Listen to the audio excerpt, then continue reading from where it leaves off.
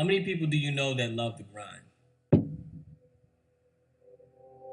How many people can you think of off the top of your head that are truly passionate about what they do, truly love showing up to the office every morning, and truly get fulfillment, excitement, and joy from their work? How many? How many people do you know that love the grind? I'm sad to say it's few and far between. With 7 billion people on this earth, finding people who actually love what they do is like trying to find a needle in a haystack. A recent poll showed that 70% of people in the United States do not like what they do. 70%. 7 out of 10 people do not feel passion for what they do.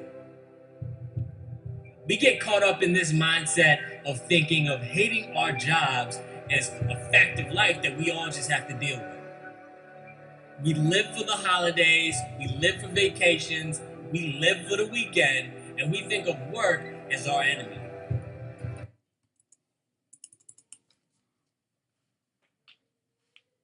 What is a call to action? According to Cambridge Dictionary, it is something like a speech, a piece of writing, or an act that encourages people to take action about a problem. If you Google call to action definition, what you'll find are pages of links that think it means, how do you get somebody to take action or buy your thing or do something that you want them to do? You see, we very much live in a what's in it for me society. We're looking for the quick fix, and money is power. Look, I got no problem with money, or even being selfish for that matter. If that's your thing and your call to action, great. I'll propose to you that there are other things to consider as you set out on your path of life. I found another definition of call to action. This one's a noun. It says an exhortation or stimulus to do something in order to achieve an aim or deal with a problem. To me, this one has a little bit more meat introspectively. To me, this says, what is your aim? How will you emphatically deal with a problem? So if we combine that and call to action, a call to action could be defining your aim and emphatically dealing with a problem. You see, the word life is a noun, and the word living, however, is a verb. Dictionary.com defines it as to pass life with in a specific manner. My call to action speech today is to get you to take action for your thing, not mine. I'm going to talk about finding your own why, your own purpose, how to get started, and how to keep it going. I chose this topic because I see way too many people unhappy in their jobs. I see way too many people just going through the motions.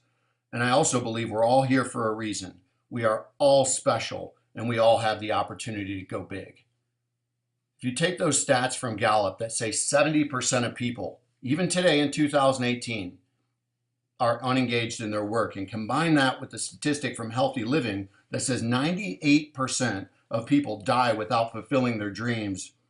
And then Huffington Post says the number one driver for people who make a difference in the world is dedicating themselves to what gives their life meaning and purpose. That says that we need to spend some time there. So, how do you go about finding your own call to action? It starts in the mirror. There's no other place. You have to spend time with yourself. You have to understand who you are, and just as importantly, who you're not. You have to write it down. Don't just look at yourself and say, geez, I wish I was this, or I know I'm not a liar. Write it down. As you write that down, you're going to start to get an idea of who you are. The next thing you have to do is think about what makes you come alive. What are the things that you're doing when you feel like I am alive? There's this idea of flow. And when you look up flow, you're doing an activity and time stops. You have no sense of time. You hear about athletes that are in a zone. You can feel it at work. For me, when I'm playing with my kids or I'm doing things that the volunteer work that matters to me, you have to find that on your own. I love the quote by Howard Thurman. Don't ask what the world needs. Ask what makes you come alive and go do it. How do you measure your life? When you look back, how are you going to measure it? Now look, this is going to change with seasons of your life. It's going to evolve. But there are going to be core themes throughout your life that define who you are, and you have to take the time to know them and understand this quote by Martin Luther King. Our lives begin and end the day we become silent about the things that matter. If it matters to you, then go get it. So how do you get started? You have to clarify your vision and work backwards. What does this look like when you get to where you're going, or as far as you know about where you're going, and start to work your way backwards? You have to ignore that inner critic. That inner critic is the person that's inside of you that says it can't be done. It's the things that you've learned by working for cruddy managers that don't have the confidence in you, and you have these fake ceilings in your life. It's the ways of the world that are out there that says, you can't do this. If it's that big, you will find a way. You have to ask yourself 2 questions, and these are very important questions. What would I do if I could accomplish anything and I wouldn't fail? Think big on this. If you could accomplish anything and you wouldn't fail, what would you do? And then what is one thing I could do towards that in the next 24 hours? Start small. Love this quote by Mother Teresa. I alone cannot change the world, but I can cast a stone across the waters to create many ripples. One person can change. One person can have an impact. We've seen it time and time again throughout history. So now that you've made your ripples, how do you keep it going? First thing you have to understand is success needs failure. You can look at anything throughout time and you will find that failure leads to success. Winston Churchill, big influence in the history of the world. Great quote. You look at Henry Ford, went bankrupt 5 times before Ford took off. I read a great article about a foundation called ART that's trying to put bathrooms in third world countries so girls don't have to go to the bathroom in front of boys. And their fundraising fell short, and they were only able to put toilets up instead of the full bathrooms. And for them, it felt like failure. But you know what? They took a step further. They had plumbing. They had things for these girls that now they had a little bit of privacy. The goal wasn't there, but they had to go back to fundraisers and say, we need more money. We have to keep this going. They didn't quit. You have to continually improve as a person. That's life. At 45, I feel like I'm in a season where I'm starting to understand this more and more. You have to understand life is about always committing to improving, and that you're going to fail, but it does not define you. Stay focused on that dream. Take inventory of the people in your life. There's many statistics out there that say that you are, on average, the 5 people that you hang out with most in your life. Take inventory of those people. See if they align with those goals, those passions that you are going to be unwavering on, and surround yourself with those people. Similar to that inner critic, realize fear is a choice. You have to understand whether it's fear of failure, fear of your ego, fear of your surroundings. You have to know that, and in order to keep this dream alive, you are going to have to understand that and flip that fear on its head and turn it into the fuel that drives you. Last, understand it's your dream. It's nobody else's dream. It is your call to action. It's the thing that makes you feel alive. We defined it earlier. This is the thing that is going to define your life largely.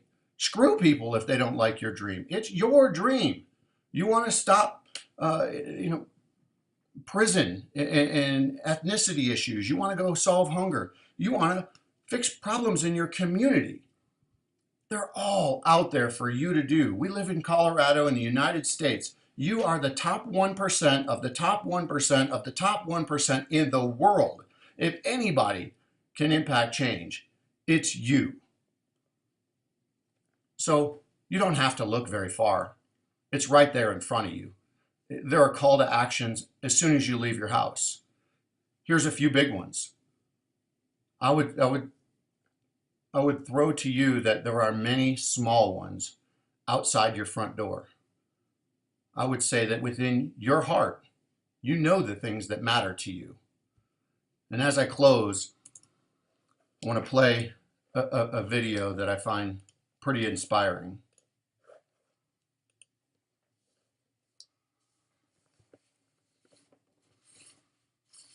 You see, in my opening, I talked about the definition of taking action or call to action, about living in a me first world where money is king. I also talked about defining your aim and emphatically dealing with a problem. In a world where money's king, Gandhi died with $1,000, yet I'd say he died pretty rich. Martin Luther King died with a net worth of 250K, yet I'd say he was rich. Susan G. Komen for the Cure has spread to 50 countries and donated over $1.5 billion. That all started with a sister who saw her sister dying and made a commitment to her and said, I will cure breast cancer. There are examples throughout history of people with life experiences that fire inside or a desperate need to take action. You see, you're only going to live one time, and it happens quicker than you think. You have the opportunity to leave it better than you found it.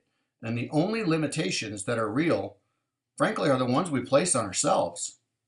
So you have to ask yourself, what makes you feel alive? How do you measure your life? You're a special person with special talents and passions that can fuel other people. Don't ever let anybody tell you otherwise. The time for you to find your why and take action is now.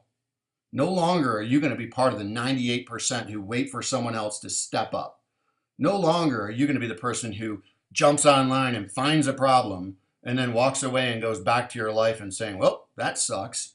No longer are you going to be the one who's sold on someone else's purpose or someone else's call to action.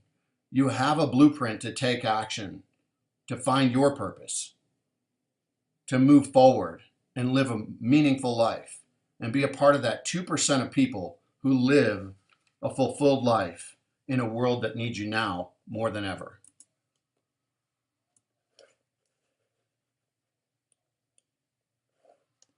I've had a great time in this class. I've learned so much, and I wish you all the best. As I do this speech, this is real to me. Live your life to the fullest. Don't fall into society. Make a difference. The world needs you. Thanks for everything, and have a great day.